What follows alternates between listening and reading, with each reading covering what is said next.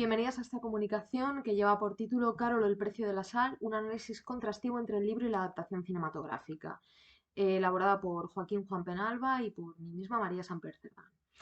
Carol o el precio de la sal, que es el título original bajo el que se publicó el libro de Patricia Highsmith, vio la luz en 1951 y ella, bueno, la primera vez que lo publicó en este año lo firmó bajo el seudónimo de Claire Morgan,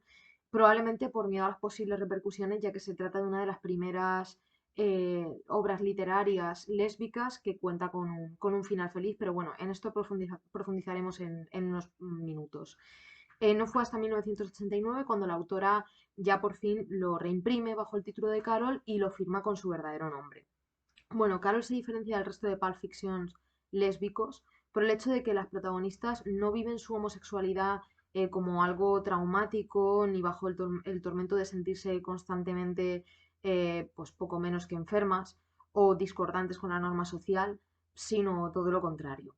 Hasta este momento, la mayor parte de la literatura lésbica que podemos encontrar,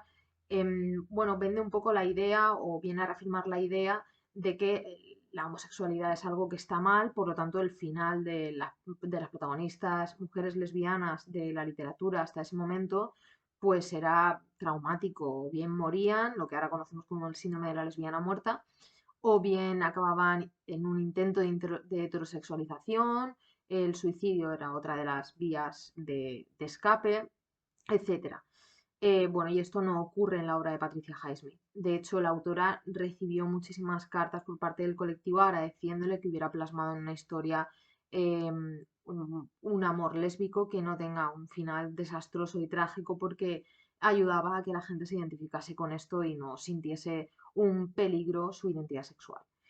La película homónima vio la luz en el año 2015 de la mano del director Todd Haynes. Las protagonistas son Therese y Carol, igual que en el libro, interpretadas por Rooney Mara y Cate Blanchett respectivamente.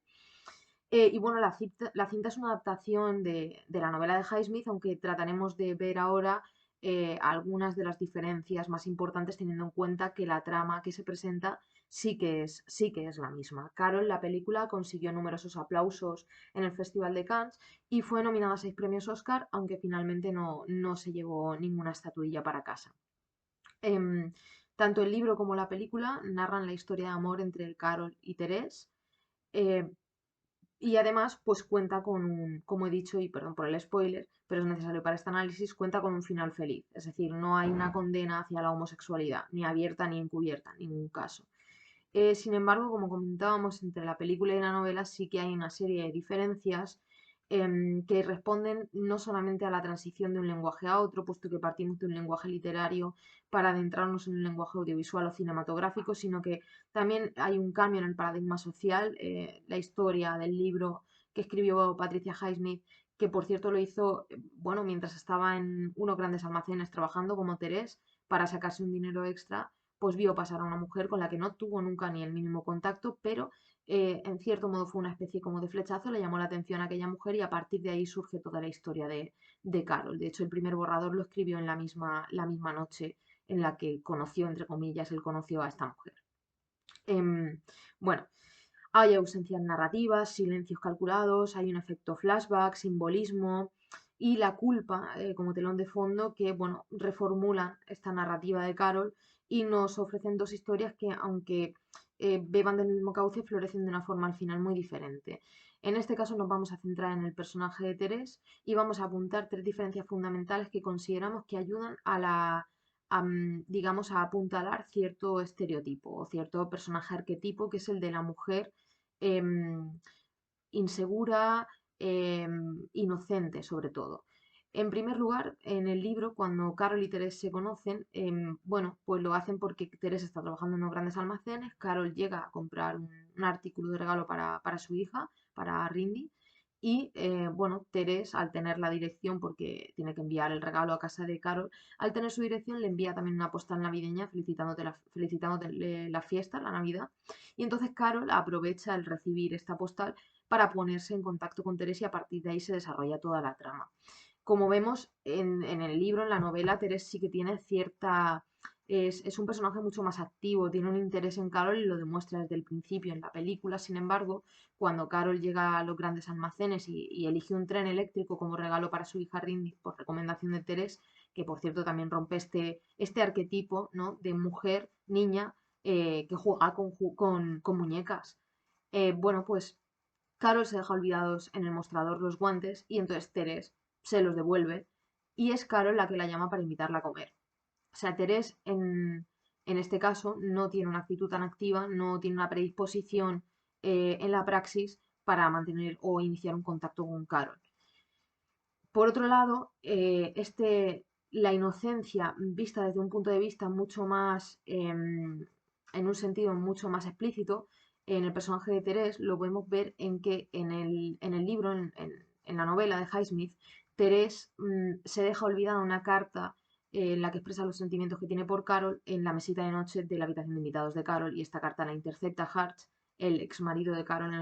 con el que está en pleno proceso de divorcio y a partir de ahí se confirma en la relación lésbica que tienen ellas dos. Esto en la película no ocurre así, no hay un descuido por parte de Teres, sino que el exmarido Harch directamente contrata a un detective que las persigue y las graba a través de una pared de un hotel mientras mantienen relaciones íntimas y es un arma que Harch no dudará en utilizar para quedarse con la custodia de su hija, de Rindy.